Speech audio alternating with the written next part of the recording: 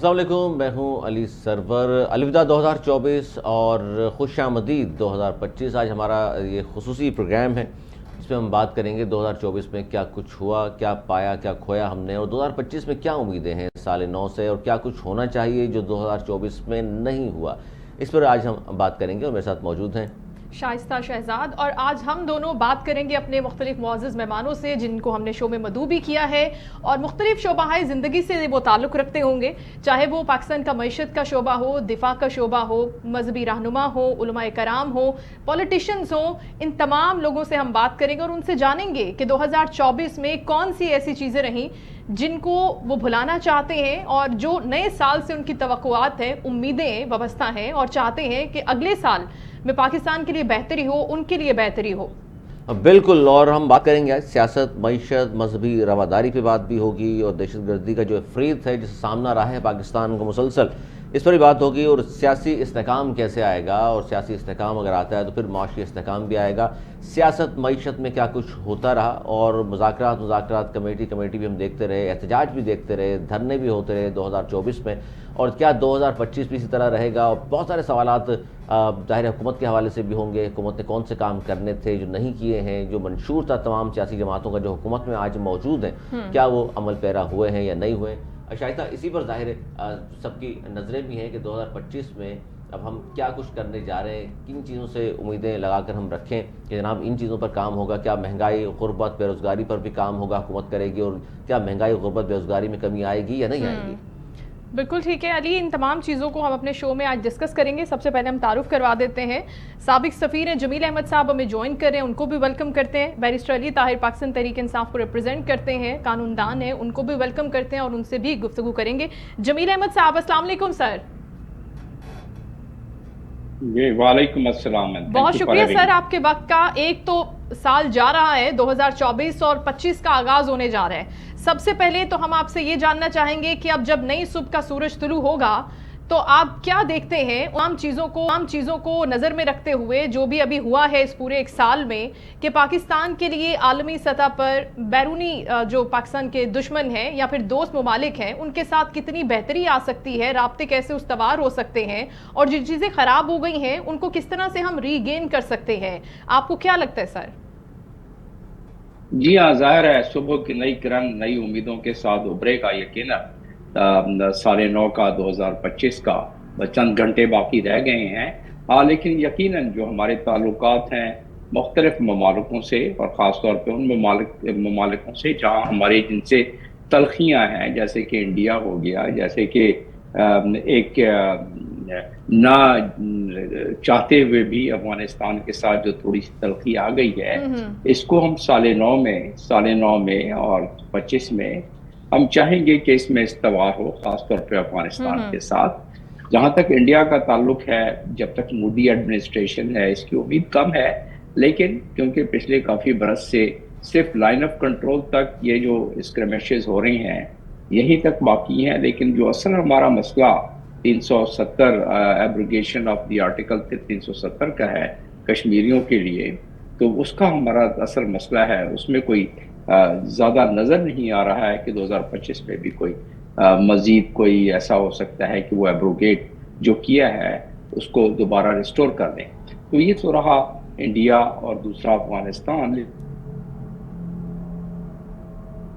اچھا ڈاکٹر صاحب، ظاہر ہے آپ سفیر پاکستان بھی ہیں، بہت تیزی سے تبدیل ہو رہا ہے، یا آپ جو آنے والے دنوں میں ایران پر جو سختی آنے والی ہے، میرا مطلب ہے کہ جو اسٹرائک وغیرہ ایران پر بھی پلاننگ ہو چکی ہے، جو محسوس ہوتا ہے کہ سال نو میں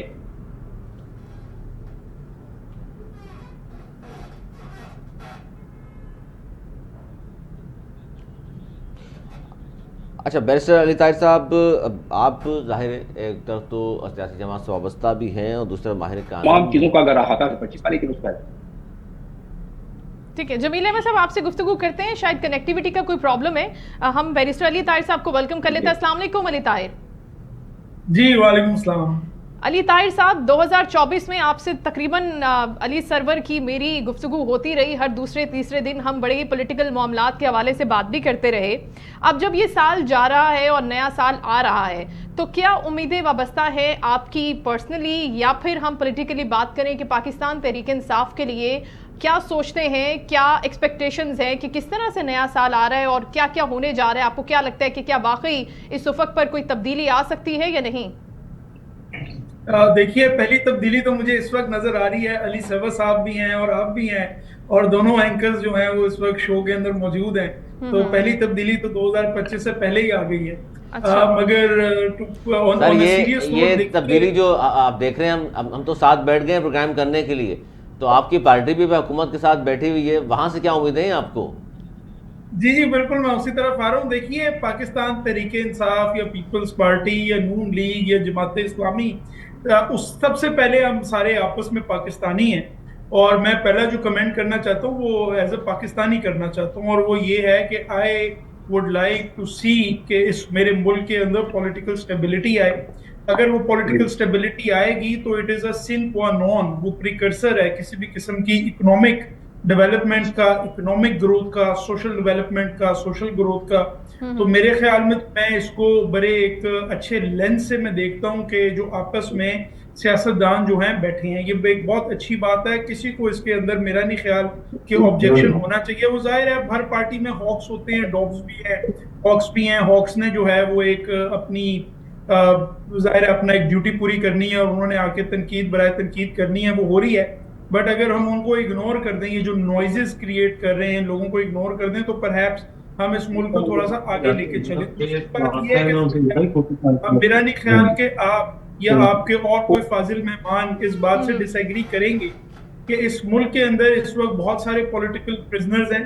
इस मुल्क के अंदर पॉलिटिकल विक्टिमाइजेशन अरूज के ऊपर है, आईन और कानून के ऊपर अमल नहीं किया जा रहा। एक पूरे का पूरा 2024 में हमने देखा, साल शुरू हुआ जनरल इलेक्शन चोरी होने से, पूरा का पूरा, यानी एक ऐसा मुल्क है जिसके अंदर एक पूरा का पूरा मुल्क ही जाली कागजात बना के, जिसको हम फॉर्म 47 कहते हैं। अली ताहिर, बड़ी तल्ख यादें वाबस्ता हैं 2024 के साथ। यकीनी तौर पर आपकी कुछ और मेहमान भी ज्वाइन कर रहे हैं, उनको भी वेलकम कर लेते हैं। मोहम्मद असद मंजूर भट्ट साहब माहिर कानून है, उनको भी वेलकम करते हैं। अस्सलाम वालेकुम असद साहब।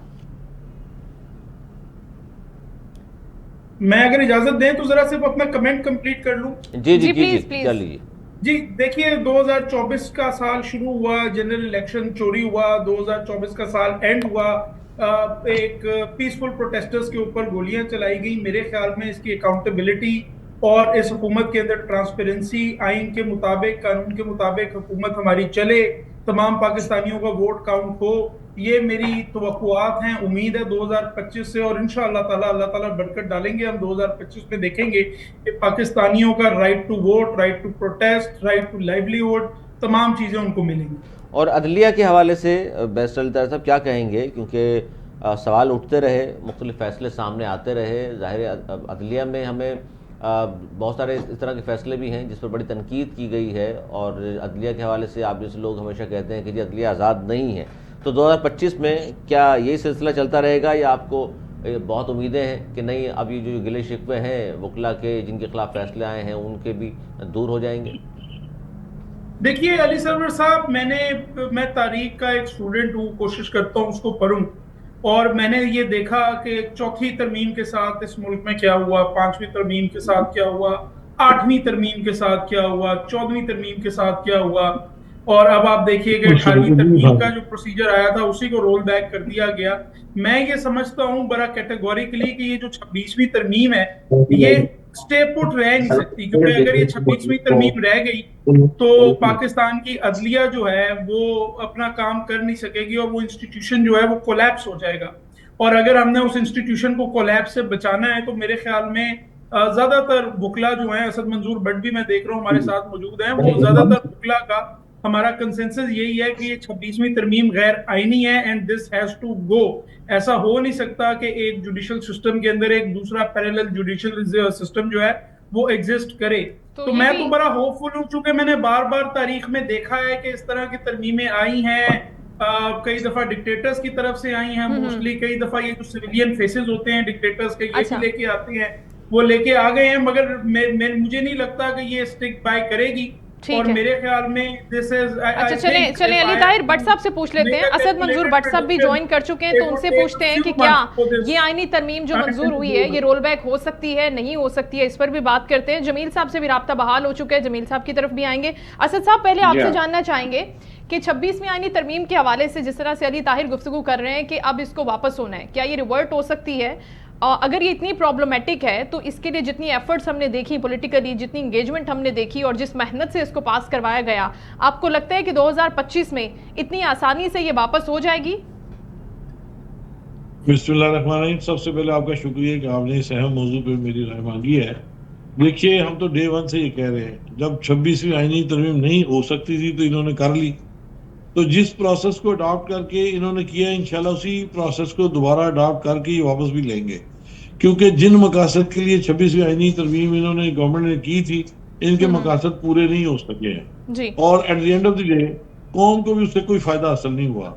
اب دیکھیے کہ ہماری عدلیہ کے اوپر جتنے اٹیک کیے ہیں اسٹیبلشمنٹ نے اس 26ویں آئینی ترمیم کے ذریعے, اس سے عدلیہ کے نہ تو فائدہ ہوا, الٹا یہاں پہ تیرا جج میرا جج والی باتیں ہو گئی, اور آپ نے دیکھا کہ 50-60 لائرز کے نام جو کسی کا دل میں آیا, اس کا اپنا واقعہ ہے, اس کا نام لے دیا, اور پھر بالآخر ان کو رولز بنا کے اس ساری چیز کو برداشت کرٹیل کرنا پڑا. تو میں سمجھتا ہوں کہ 26ویں آئینی ترمیم کسی بھی اعتبار سے ہمیں سوٹ نہیں کر رہی ہے اس وقت, اس کے لیے ان کو دوبارہ ریویو کرنا ہی پڑے گا. جی اسد منظور بٹ صاحب, آپ ظاہر ہے آپ کی یا بیرسٹر علی طاہر صاحب کی رائے ہے کہ یہ 26ویں ترمیم جو ہے مناسب نہیں ہے اور اس کو رول کرنا پڑے گا, چیلنج بھی گو کہ کیا گیا ہے اس کو, لیکن ظاہر ہے یہ تو عدلیہ کی اگر ہم بات کر رہے ہیں کہ 34 تعداد کر دی, یا اس 26ویں ترمیم کے کیا نقصانات ہیں, کیا فوائد ہیں, اس میں صرف وکلا بھی تو تقسیم ہے نا. 2024 میں بہت سارے وکلا کے بیانات ہیں, لیڈران کے بیانات ہیں, سپورٹ کرتے ہوئے نظر آتے ہیں, جی سپورٹ کرتے نظر آتے ہیں کہ جی بہت اچھا ہو گیا, اور اب چونکہ اتنے لمبی فہرست ہوتی ہے مقدمات کی, اب 34 سپریم کورٹ میں ججز ہوں گے تو جلدی جلدی کیس نمٹائے جائیں گے, تو سر کچھ فائدے بھی تو ہوں گے اس کے. نہیں تو آپ مجھے بتائیے نا, 34 جج کیوں نہیں لائے پھر انہوں نے سپریم کورٹ میں؟ سر ابھی تو آغاز ہوا ہے, وہ کہتے ہیں ابھی تو بہت کچھ ہونا ہے. نہیں آغاز نہیں, یہ انہوں نے صرف گنجائش بنائی ہے, انہوں نے ظلم کیا ہے سپریم کورٹ کے ساتھ. صرف یہ ضلع کونسل کا الیکشن نہیں ہوتا, چیئرمین جتانے کے لیے تیرے ووٹ میرے ووٹ کرنے کے لیے انہوں نے گنجائش بڑھائی ہے. They will never do that because ان کے فیور میں نہیں ہے, یہ اپنا ہی کام ان کے فیور میں نہیں ہے. یہ بنائے نا 34 جج سپریم کورٹ کے, ان کو لگ پتا جائے کہ کیسے بنتے ہیں. تو سر وکلا بھی تو اب تک تحریک چلانے کا نہیں چلائی نا وکلا نے تحریک بھی, سر وکلا بھی تو تحریک چلانے میں اب تک ناکام نظر آئے نا, تقسیم ہے. لیکن نہیں دیکھیں بات سنیں, ایک بات کو ذہن میں رکھیں کہ 2007 کی تحریک کو اس وکلا کی تحریک کے ساتھ مت جوڑا جائے. وہ عوام کی تحریک تھی, اس میں ایک فوجی عامر تھا, اس کے خلاف پوری یعنی پولیٹیکل پارٹی سول سوسائٹی سب مل کے چلی تھی. یہ جو وکلا کی تحریک چل رہی ہے, ہم ایک دن بھی پیچھے نہیں ہٹے ہیں, ہم نے پورے ملک میں وکلا کنونشن کیے ہیں, لاہور سے اس کا آغاز کیا 19 سپٹمبر, اور اس کے بعد ہم نے اس کو پراپر لیگل فورم پہ چیلنج کیا ہوا ہے. ہم نے نہ کہیں پیچھے ہٹے ہیں نہ ہم اس پہ ٹھنڈے ہوئے ہیں. مسئلہ صرف یہ ہے کہ دوستوں کے ذہن میں یہ ہے کہ جلاؤ گراؤ, وہ ہمارا کام نہیں ہے, یہ غیر قانونی بات ہے, ملک کے خلاف بات ہے. ہاں جب گورنمنٹ ہمیں یہاں تک مجبور کرے گی کہ ہماری جائز بات بھی سننے کو تیار نہیں ہوگی, تو پھر وہ ایک اور سٹیپ ہوتا ہے جس کو شدید احتجاج کی شکل کہتے ہیں. ادروائز کسی ایک دن بھی ہم نے 26ویں آئینی ترمیم کو نہیں تسلیم کیا, اس کے خلاف ہم نے قراردادیں منظور کی ہیں پورے پاکستان میں, اور پورے پاکستان کے وکلا متحد ہیں اس بات کے اوپر, سوائے چند ایک دوستوں کے جن کا ذاتی مفاد ہے کہ یہ 26ویں آئینی ترمیم کسی صورت بھی نہ آئین کے لیے, نہ سپریم کورٹ کے لیے, نہ پورے جوڈیشل سسٹم کے لیے فائدہ مند. اس کے اوپر ہمارے جدوجہد جاری ہے. میں نے خود اپنے لاہور ہائی کورٹ بار کے پلیٹ فارم سے سپریم کورٹ میں اس کو چیلنج کیا ہوا ہے کہ اس کی وائرس کو چیلنج کیا جائے. اور شاید آپ کے علم میں ہوگا کہ لاسٹلی جسٹس منصور علی شاہ صاحب نے یہ بات کہی تھی کہ جی جو بینچ 26ویں آئینی ترمیم ہونے سے پہلے موجود تھا, اس فل بینچ کے سامنے یہ آئینی ترمیم رکھی جائیں اور اس پہ فل فلیج بحث ہو, پھر آپ کو پتا چلے کہ اس کے پروز اینڈ کونس کیا ہیں. ورنہ تو آپ کو پتا کہ آئینی ترمیم کے دوران تو اکثر حکومت کے जो लोग थे उनके पास भी उसकी तजावीज नहीं पहुंची थी और इन्होंने रातों रात उसको करने की कोशिश की है। कहा तो मैं ये गया समझता था हूं असद कि साहब जी। असद साहब हम इसको आगे कैरी फॉरवर्ड भी करते हैं। जमील अहमद साहब इंतजार कर रहे हैं, हम उनसे बात कर रहे थे कुछ पाकिस्तान के हवाले से। जमील साहब आपको आवाज आ रही है? जी हाँ, मुझे आपकी थैंक आवाज you so clear much for your patience sir. आवाज आपकी डिस्कनेक्ट हो गई थी, इसलिए आपको दोबारा हमने कनेक्ट किया। हम गुफ्तगू ये कर रहे थे कि अभी रिसेंटली हम देख रहे हैं, जिस तरह से हम रिपोर्ट भी कर रहे हैं कि जिस तरह से पाकिस्तान को थ्रेट्स हैं, चाहे वो लॉन्ग रेंज बैलिस्टिक मिसाइल के हवाले से बातचीत हो, अफगानिस्तान का मामला हो, इंडिया के साथ हमारे इंगेजमेंट्स के सारे मसाइल हो, कश्मीर बॉर्डर की आपने बात की। आपको लगता है कि जिस तरह से पाकिस्तानी गवर्नमेंट अभी चल रही है अपनी फॉरेन पॉलिसी को लेकर, इसी तरह से इसी तसलसल से अगर ये 2025 में दाखिल होती है, आगे चलती है, तो किसी महाज पे ये लड़ने की सख्त ताकत रखती है कि अच्छा ठीक है, ये हमारी लाइन है, हम इसे क्रॉस नहीं करेंगे, ये हमारी सॉलिडेरिटी का मसला है, कौमी सलामती का मसला है, तो हम ये बर्दाश्त नहीं करेंगे पाबंदियां। आपको लगता है कि इन सेक्शंस के हवाले से पाकिस्तान कोई स्टेप उठा सकता है? देखिए, फॉरेन पॉलिसी की स्ट्रेंथ उतनी होती है, फॉरेन पाकिस्तान पॉलिसी की स्ट्रेंथ उतनी होती है जितनी आपकी मुल्क की स्ट्रेंथ होती है। आपकी मुल्क की स्ट्रेंथ अगर ज्यादा है तो आपकी फॉरेन पॉलिसी की स्ट्रेंथ भी ज्यादा है। तो उस लिहाज से आप अपने मुल्क की स्ट्रेंथ, हमारे दोनों वकील हज़रात इस वक्त गुफ्तगू फरमा रहे थे और उसमें उन तमाम गुफ्तगू में यही बात मजमर थी कि पहले मुल्की हालात को हमें बेहतर करना है। जब मुल्की हालात बेहतर होते हैं, मुल्क मजबूत होता है, मुल्क मजबूत होता है, मईशत ठीक होती है, समाजत ठीक होती है, सियासत ठीक होती है, इंतज़ाम व इंसराम ठीक होता है, और फिर उस लिहाज से आपकी फॉरेन पॉलिसी मजबूत होती है, आपके पासपोर्ट की इज्जत और वक़ार में इजाफा होता है, आपकी दर्जा बंदी बेहतर होती है। आप जब कहीं किसी प्लेटफॉर्म पर बात करते हैं, इंटरनेशनल प्लेटफॉर्म पर, तो आपकी बात सुनी जाती है, क्योंकि आप एक मजबूत मईशत, मजबूत समाजत वाले मुल्क से आते हैं, तो आपकी बात सुनी जाती है। तो लिहाजा ये जो हमारे मिनहासुल कौम, मैं कहूँगा न सिर्फ सियासतदान, मिनहासुल कौम हमें इस चीज़ का फैसला करना है कि ये लड़ाई झगड़े, ये ज्यादतियाँ, ये जो भी होती रही हैं, ये कदूरतें, ज़ाहिर है इसमें कहते हैं कि ये जो आवारगी, ये शबनम है, इसमें कुछ जुर्म आफ्ताब भी है, हम भी कसूरवार हैं, ज़ाहिर है जो हाकिम हैं वो भी कसूरवार हैं। तो उस लिहाज से अगर देखा जाए तो अपने में मजबूती। अब आपके सवाल का जवाब कि हम ये जो हमारे मिसाइल्स का मामला है, ये जो हमारे ऊपर तलवारें लटक रही हैं, और कौन कौन सी तलवारें लटक रही हैं, पहले तो ये है कि आपको ये हमें जानना ज़रूरी है और आपके नाजरीन के लिए ये ज़रूरी है कि हमारा डेट टू GDP रेशो इस वक्त 90% पहुँच गया है।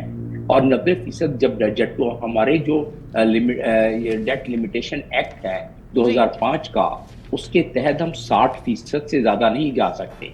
ये कहना आसान, सोचना मुश्किल है, क्योंकि 90% जब डेट टू GDP रेशो हो जाए तो इसका मतलब यह है कि जो आपकी टोटल आमदन है, इकोनॉमिक आउटपुट है, वो टोटल इकोनॉमिक आउटपुट का 90% आप सिर्फ डेट सर्विसिंग और प्रिंसिपल में दे देते हैं, 10% बचते हैं आपके पास। उस 10% में आप मुल्क को कितना मजबूत करेंगे? तो लिहाजा पहले तो उसको बढ़ाएं, उसको बेहतर करें, क्योंकि इसमें बहुत सारी तफसीलात और हैं, इकोनॉमिक एदाद व शुमार मेरे पास मौजूद हैं। लेकिन इस बात को यहाँ मैं समेटते हुए ये बात कहना चाहता हूँ कि हमारे ऊपर दूसरी तलवार जो लटक रही है, मिडिल ईस्ट की, जो इस वक्त हमारी हरारत और शिद्दत बढ़ रही है, जो जियोपॉलिटिकल तनाजुर में जिस तरह इजराइल अपने बिल्कुल तैयारी में बैठा हुआ है अमेरिका की सपोर्ट से ईरान पे हमला करने के लिए, और अगर ऐसा होता है तो उसकी तपिश सबसे पहले तो पाकिस्तान पर पहुंचेगी, पड़ोसी मुल्क है, और उसकी तपिश पूरे खिते में पहुंचेगी। और जिस तरह यूक्रेन की वार की एक हमसारों पर पूरी दुनिया पे असर पड़ा, कमोडिटीज के लिहाज से, बाकी लिहाज से, तो इसी लिहाज से खिते में फिर आ जाता है बात, क्योंकि अब इजराइल कहता है, उनके नेतन्याहू कहते हैं कि भाई हमने तो हमास को न्यूट्रलाइज कर लिया, हमने तो रिकैपिटेट कर दिया हिजबुल्लाह को, और हमने इसकी वजह से सीरिया में भी तब्दील कर दिया हमने बशर असद को। वो क्लेम कर रहे हैं नेतन्याहू, ये हमें भी इल्म है, हमारा तज्जिया ही नहीं बल्कि हमारी इंफॉर्मेशन भी है कि ज़ाहिर है अमेरिका की मदद से और बाकी उसके जो जितने एलाइज हैं गल्फ में, उनकी मदद से ये मामला हुआ। ये बात दुरुस्त है कि बशर असद जो है वो 54 साल से एक तसलसल चला आ रहा था, उसके वालिद फिर वो, और फिर उस लिहाज से वहां भी जुल्म बर्बरियत हो रही थी, लेकिन इसका फायदा तो इजराइल को जा रहा है सारे का सारा। जी। तो इन तमाम चीजों की जो फ्रेगमेंटेशन होगी, इस फ्रेगमेंटेशन के असर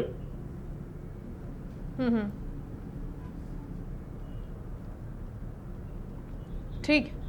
अच्छा बैरिस्टर अली ताहिर साहब, जी अली सरवर साहब, सर तो क्या उम्मीदें हैं नए साल से आपको 2025? 24 में तो आपने गिनवा दिया, कौम को बहुत सारी इतनी चीजें मजबूती हैं देनी जिस पर चाहिए, आपने उसमें हम इतनी मजबूती देनी चाहिए जी, ताकि कि हम इस तमाम जलजले को और इस तमाम जितनी झटके हैं उसको बर्दाश्त कर सकें और नेविगेट कर सकें, इससे हम इस गर्दाब से, इस हाई टाइड से बाहर निकल सकें। और क्योंकि दुनिया में कुछ चीजें हमारे बस में हैं। हमारे बस में क्या है? हम अपने कौम को ताकतवर बनाएं। हमारे बस में क्या है कि हम अपनी मईशत को, अपनी समाजत को, अपनी इकोनॉमी को, अपनी सियासत को बेहतर करें। हमारे बस में क्या है कि हम जी जमील अहमद साहब, thank you so much for your time. यही कहना है जमील अहमद साहब का कि अभी अगर आप पॉलिटिकली स्ट्रांग होंगे, इस्तेहकाम होगा, यूनिटी होगी, तो आप दुनिया को एक स्ट्रांग मैसेज भी दे सकते हैं और फिर ही आप आगे बढ़ सकते हैं उन मजबूत कदमों के साथ जिसकी सिर्फ आप बात करते हैं, प्रैक्टिकली आप नहीं कर पाएंगे। बिल्कुल शाइस्ता, और ये मसला ये है कि अब अवाम को एक प्लेटफॉर्म पे होना चाहिए, सियासी जमातों को होना चाहिए। डॉक्टर साहब ये भी तो बात है ना कि हम जब बात कर रहे हैं नए साल का जो आगाज है जनवरी 20 से, हम अगर बात करना शुरू करें तो जनवरी में जाहिर है अमेरिका में हुकूमत तब्दील हो रही है, ट्रंप साहब आ जाएंगे 20 को, तो उसके बाद पाकिस्तान के ताल्लुकात अमेरिका से इस वक्त जो भी हैं आपके सामने 4 कंपनीज पर पाबंदी बाइडेन साहब ने जाते जाते लगा दी है, तो उसको किस तरह देख रहे हैं? ट्रंप आने के बाद ताल्लुकात किस तरह होंगे? नहीं देखिए, ट्रंप के आने के बाद तो पूरी दुनिया तजब्जब में है। पूरी दुनिया को तजब्जब है कि ट्रंप क्योंकि बड़े अनप्रेडिक्टेड किस्म के फैसले करते हैं, तो इसलिए वो अनप्रेडिक्टेड फैसले, यूरोपियन यूनियन भी, ये नेटो भी इस चीज़ के मुंतजर है, बाकी पूरी दुनिया इस चीज़ की। हाँ रहा हमारा सवाल, तो हम अमेरिका की फॉरेन पॉलिसी में हमारी कदर व मंजिलत इतनी ही है कि हमारी एक जोग्राफिकल पोजीशन पिवटल है और हम इस वक्त ऐसे खत्ते में हैं जो कि 2 बड़ी ताकतों के दरमियान हम हैं, एक तो अमेरिका और दूसरा चाइना। और वो चाइना कंटेनमेंट पॉलिसी जो अमेरिका की है, चाइना की, उस कंटेनमेंट पॉलिसी की वजह से हम पर एक स्ट्रेस आता है। अब उस स्ट्रेस की वजह से हम किस तरफ जाते हैं, किस सम जाते हैं, हम उस गर्दाब में और उस दलदल में फंसे हुए हैं। हम क्योंकि IMF के शिकंजे में हैं, वर्ल्ड बैंक के शिकंजे में हैं, एशियन डेवलपमेंट बैंक के शिकंजे में है, 146 हमारी बिलियन डॉलर का एक्सटर्नल डेट है, इससे कहीं ज्यादा इंटरनल डेट है, तो जिसकी वजह से हम उस तजब्जुब में हैं कि अगर हम ब्लॉक को छोड़ते हैं वेस्टर्न को, तो ईस्टर्न ब्लॉक क्या हमें इस वक्त इस इधर से बेल आउट कर सकता है। तो इस तजब्जुब की वजह से हमारे फॉरेन ऑफिस का काम बहुत बढ़ गया है, हमारे अकाबरीन का और हमारे लीडरान का काम बड़ा बढ़ गया है, ताकि अभी जो मैंने आपको इससे पहले चीजें गिनवाई वो तो अपनी जगह पर है ही है। उसके अलावा ट्रंप के आने के बाद जाहिर है, क्योंकि फॉरेन पॉलिसी जो अमेरिका की है उसमें इजराइल के हवाले से तो कोई तब्दीली नजर नहीं आती। इजराइल उसी तरीके से दरअंदाजी करता रहेगा, लेकिन यूक्रेन के लिहाज से कोई तब्दीली नजर आती है। ईरान पे हमले का खदशा वो मदम होता नजर नहीं आता 20 के बाद, यानी 21 जनवरी से। तो उसकी मैंने जैसे बताया कि तपिश हम पर रहा सवाल कि हमारे मुल्क के अपने अंदरूनी मामला, ये एक बड़ा मामूली सा मामला है ट्रंप के लिए, क्योंकि वहाँ हमारी लॉबीज इस किस्म के हमारे वतन अजीज के जो बैरून मुल्क में हमारे बस गए हैं जाके लोग, वो बड़े फाल हैं, उनकी लॉबिंग भी है। वो जिस लीडर का के लिए लॉबिंग करें तो ज़ाहिर है उस पर कुछ न कुछ तो बात पहुंचेगी ट्रंप तक। लेकिन जिस तरह हम ये तसव्वुर करते हैं कि ट्रंप आएंगे और 21 तारीख को जो है वो वहाँ से कुछ वावेला मचाना शुरू कर देंगे कि पाकिस्तान में फलानी बात जो है उसको सही करो, फलाने को छोड़ो, फलाने को पकड़ो, तो ऐसा नजर नहीं आ रहा है। लेकिन डॉक्टर साहब ऐसा फर्क पड़ेगा, डॉक्टर साहब कतई कलामी, लेकिन फर्क पड़ेगा।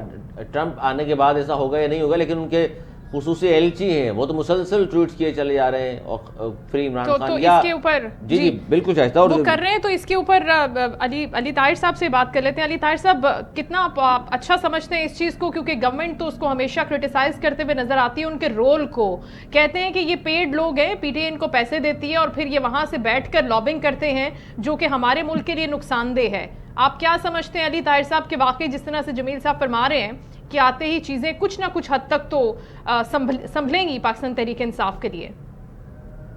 دیکھیں جو آپ کا جو ریمارک تھا، کمنٹ تھا، پیڈ لاگ so on and so forth, وہ تو obviously no serious man can take it seriously. بڑی سمپل سی بات ہے جی کہ this world is turning into a global village، اور ہم بھی جب باہر کسی کانفرنس میں جاتے ہیں، کسی سیمینار میں جاتے ہیں، تو گلوبل ایشوز پہ ہم بھی بات کرتے ہیں، کسی رجیم کو کرٹیسائز کرتے ہیں، اور کسی کی جو ہے وہ کہتے ہیں یہ بڑا اچھا کام کر رہے ہیں۔ اب معاملہ یہ ہے کہ یہ جب ہم دنیا میں جاتے ہیں، obviously جمیل صاحب is the expert here, but I give my 2 cents کہ دنیا میں جب بھی ہم اپنا آؤٹ لک دیتے ہیں تو اس میں ایک کانسیپٹ سافٹ پاور کا ہے۔ وہ آپ دنیا میں کہیں پہ بھی جاتے ہیں، آپ ہمارے ریجن میں آپ کو انڈیا کا نظر آتا ہے، ان کی موویز وہاں پہ ہیں، ان کے سانگز وہاں پہ ہیں۔ اب جب آپ اپنا امیج اور آؤٹ لک دینا ہی یہ چاہتے ہیں کہ بھائی ہم سویلینز کے ملٹری ٹرائلز کر رہے ہیں، جو سب سے پاپولر پولیٹیکل لیڈر ہے اس کو ہم نے پچھلے 1.5 سال سے جیل میں ڈالا ہوا ہے، ایک اولڈ خاتون ہے، سینئر سٹیزن ہے، کینسر پیشنٹ ہے، ان کو جیل میں ڈالا ہوا ہے، اور ہم جو ہے لیکن علی طاہر صاحب سر جب ہم یہ بات کرتے ہیں علی طاہر صاحب مسئلہ یہ ہے، ڈنڈے چلا دیتے ہیں، کوئی پروٹیسٹ کرنے آتا ہے، لیو پی ٹی آئی، علی صاحب لیو پی ٹی آئی۔ سندھ رواداری مارچ والے جو لوگ تھے پڑھے لکھے لوگ تھے نا سارے، ان میں سے بہت سے ہمارے دوست ہیں، لیکن علی طاہر صاحب مسئلہ یہ ہے قسم کے لوگ ہیں کہ اگر آپ یعنی وہ اتنے پیسیفسٹ قسم کے لوگ ہیں، ان میں سے ڈاکٹریٹ ہیں لوگ، فورن ایجوکیٹڈ لوگ ہیں، ان کو آپ نے ڈنڈے مار دیے کراچی میں، تو یہ تو it is on you how you want to present yourself to the world. اور جب آپ اپنے آپ کو اس طرح سے پریزنٹ کریں گے اور پھر کوئی ریمارک آئے اور کمنٹ آئے تو آپ کہیں جی یہ تو ہماری سوورینٹی کے اوپر حملہ ہو رہا ہے، ایسے تو دنیا میں کہیں بھی نہیں ہوتا، یہ تو ہر ملک نے دیکھنا ہوتا ہے۔ جب آپ ملٹری ٹرائلز کریں گے علی صاحب یہ تو ہوگا،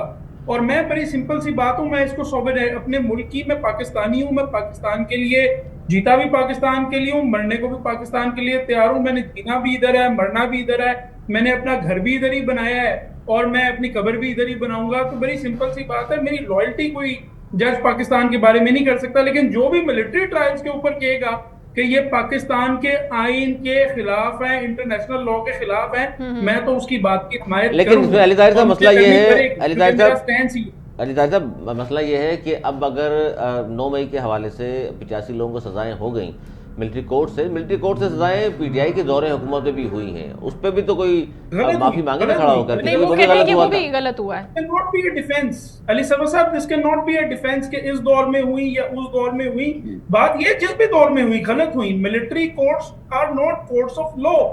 I have said this so many times, I'll repeat it once again on your show. Military justice is to justice, but military music is to music.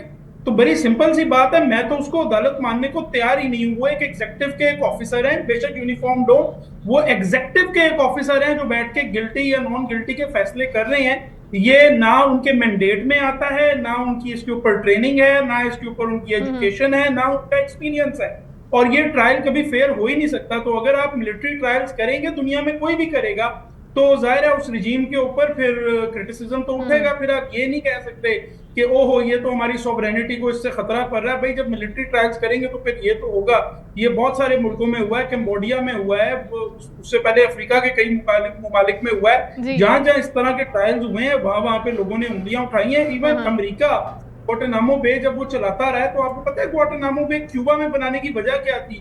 2 reasons تھی۔ ایک تو یہ تھا کہ وہاں پہ کوئی امریکن نیشنل نہیں تھا تاکہ یو ایس کانسٹیٹیوشن اپلائی نہ کرے، اور نمبر 2 وہ امریکن ٹیریٹری میں بھی نہیں تھا، کیونکہ کوئی بھی آدمی دنیا کا جب امریکہ میں انٹر کرے گا۔ اب علی طاہر صاحب اس کو وائنڈ اپ کی طرف لے جاتے ہیں، کیونکہ آپ کو ایک نیا آئیڈیا نہیں دے دیجیے گا پلیز۔ تو انہوں نے گوانٹانامو بے بنایا تاکہ بالکل ٹھیک ہے، ٹھیک ہے، تھینک یو سو مچ، بہت شکریہ۔ وقت کی قلت ہے۔ علی طاہر صاحب گفتگو کر رہے تھے، جمیل احمد صاحب بھی ہمارے ساتھ گفتگو کر رہے تھے۔ ناظرین، ہم بات کر رہے ہیں کہ سال 2024 اختتام پذیر ہو رہا ہے، 2025 کو ہم ویلکم کرنے جا رہے ہیں۔ پولیٹیکلی انٹرنیشنلی پاکستان کے لیے کتنا اچھا ثابت ہوگا جو چیزیں ہوئی ہیں، جو سمجھتے ہیں لوگ کہ وہ غلط فیصلے ہوئے ہیں، پاکستان کے حق میں نہیں ہوئے، چاہے وہ اکانومی کے حوالے سے ہوں، چاہے وہ انٹرنیشنل افیئرز کے حوالے سے ہوں، ان میں بہتری کرنی ہے، کس طریقے سے کرنی ہے، کیا چیزیں ہیں جو اصلاحات ریفارمز لے کر آئیں گے لوگ، اور وہ کتنے سنسیئر ہیں، ہوں گے بھی یا نہیں ہوں گی۔ خاکہ نجیب صاحب ماہر معیشت ہمارے ساتھ موجود ہیں، ان سے بھی ہم بات کریں گے اور پوچھیں گے جناب کہ 2024 میں ظاہر معیشت کا حال ہم سب کے سامنے ہے، 2025 میں بھی کیا یہ اسی طرح چلتا رہے گا سلسلہ شائستہ جس طرح ہم دیکھتے آئے ہیں؟ कि डॉलर जी हमने रोक लिया, बहुत अच्छी बात है, लेकिन आईएमएफ के पीछे हम लगे रहे। खाका नजीब साहब बहुत शुक्रिया आपका। 2025 की अगर हम आपसे पूछें सर, क्या उम्मीदें हैं मईशत के हवाले से? अच्छी खबरें सुनने को मिलेंगी 2025 में आम लोगों की ज़िंदगी पर जिसका असर भी हो? ये ना हो कि हम पूछें जनाब मईशत का हाल तो बताया जाए कि जनाब देख लीजिए हमने कंट्रोल कर लिया, डॉलर भी रुक गया और पेट्रोल कीमतें भी नीचे आ रही हैं। जी देखिए, एक तो यह कि 2024 जो था वो कदरे बेहतर था 2023 से, जहां 2023 में अफरात-ए-ज़र बहुत बढ़ रही थी। आपने 2024 में एक मैक्रो स्टेबिलिटी देखी, जिसका मतलब है कि अफरात-ए-ज़र कीमतों के बढ़ने की शरह में नुमाया कमी आई, बैरूनी से सारा संभल गया, रिजर्व्स का बिल्डअप हो गया। 2025 जो है उसमें what you have to see is कि एक तो पहले ही जो टेस्ट होगा वो फरवरी मार्च में होगा, जब आपका आईएमएफ का मिशन पाकिस्तान आएगा, और आपको ये देखना पड़ेगा कि आपकी जो सारी कंप्लीशन है वो हो जाती है, जो फर्स्ट रिव्यू है उसके पैसे आ जाते हैं, सो दैट एक स्टेबिलिटी जो है वो चलती रहे और पाकिस्तान में जो मैक्रो स्टेबिलिटी है उसको सीमेंट करना है। फिर ऑब्वियसली अगर आप चाहते हैं कि थोड़ी सी ग्रोथ पैदा हो मुल्क में, तो आप मुल्क की जो पैदावारी सलाहियत है थ्रू एनर्जी एफिशिएंसी, बिजली के नरखों में कमी की जा सकती है। मैं अभी नेपरा की रिपोर्ट देख रहा था, 2024 में टैक्सेस और लेवीज और सरचार्जेस की मद में 15 रुपए लोगों ने पे किए हैं। सो अगर आप इसी को जाकर मैनेज कर लें, अगर आप आईपीपीएस के मुआहदे इसके साथ साथ मैनेज कर लें, तो आप वहाँ पे देख सकते हैं बेहतरी।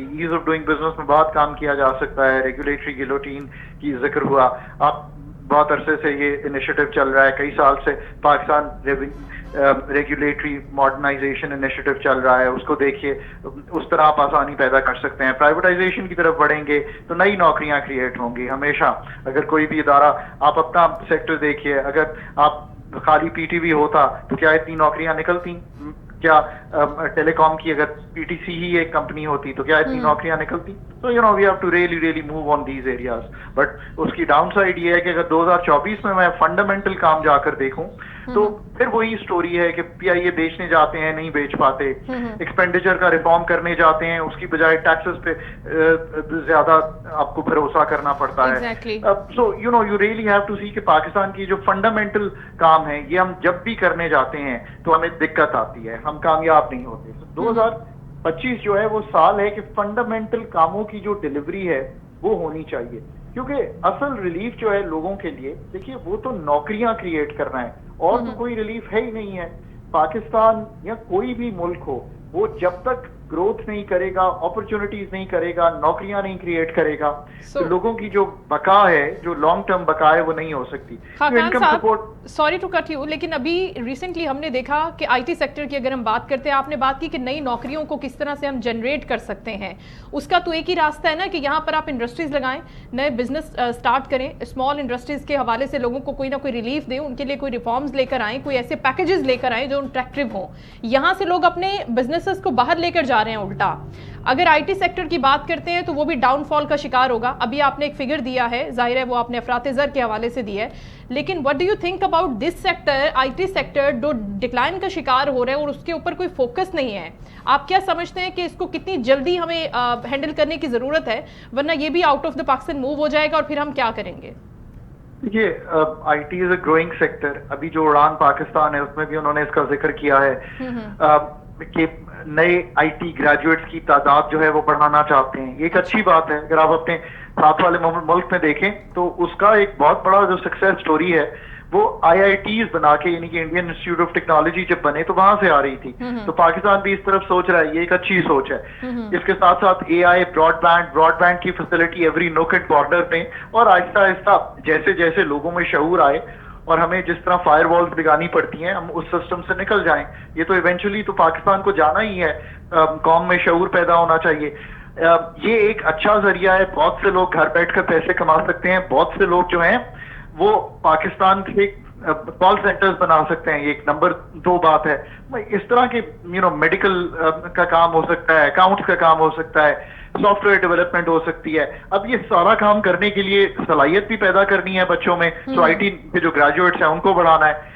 ओवरऑल देखिए, जब तक जो एटमॉस्फेयर ऑफ बिजनेस है जिसमें रेगुलेशन की आसानी, जिसमें कॉस्ट को नीचे लाना, यानी कि एनर्जी कॉस्ट को मैनेज करना, पैदावार की सलाहियत को हर एरिया में बढ़ाना, चाहे वो एग्रीकल्चर हो, चाहे वो ITES का सेक्टर हो, ये सारे काम हैं जो 25 के करने वाले हैं।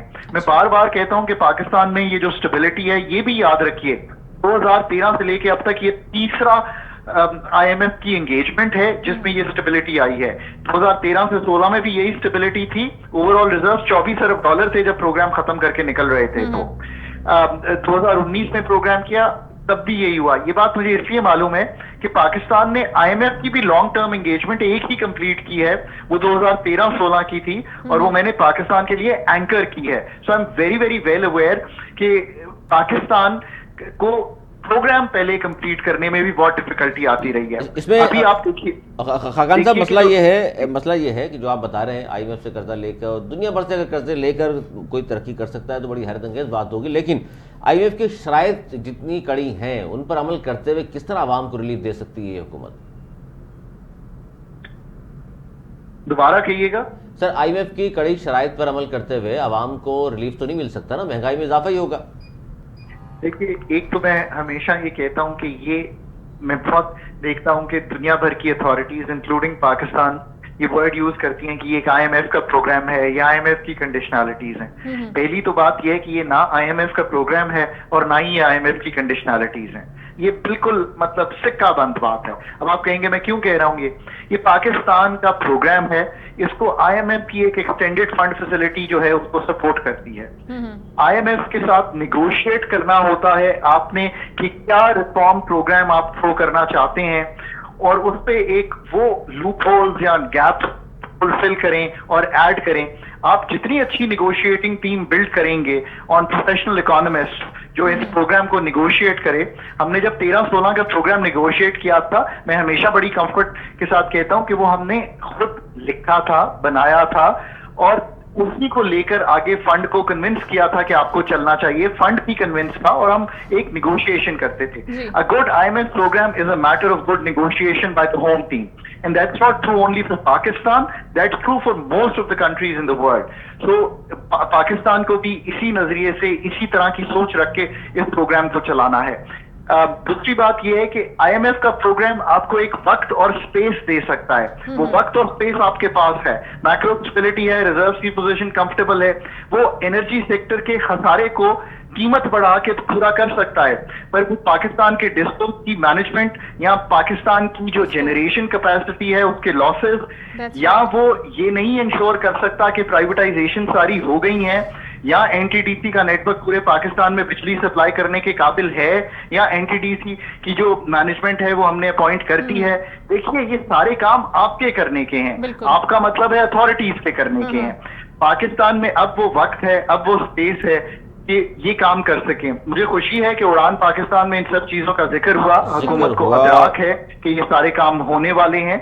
वन रियली होप्स कि ये सारे काम हमें दिखाई देंगे। जहां तक फिर मैं कहता हूं कि आप टैक्सेस में देखिए, जब फंडामेंटल काम करने जाते हैं ताजरों के थ्रू, चाहे वो ताजिर दोस्त स्कीम हो, एग्रीकल्चर इनकम टैक्स पे करने जाते हैं लेजिस्लेट, चारों प्रोविंसेस ने लेजिस्लेट करना था। Till IMF was in the country, हमने एक प्रोविंस ने अभी तक लेजिस्लेट किया है। तो सोचिए कि ये IMF कंडीशनैलिटीज नहीं है, ना ही वो बिजली की कीमत का तयन करता है। हम आपकी बात समझ गए। Thank you so much. Khaqan Najeeb साहब गुफ्तगू कर रहे थे। नाज़रीन, यहाँ पर हम एक ब्रेक लेते हैं, न्यूज हेडलाइंस ब्रेक, और उसके बाद दोबारा ट्रांसमिशन में हाजिर होंगे।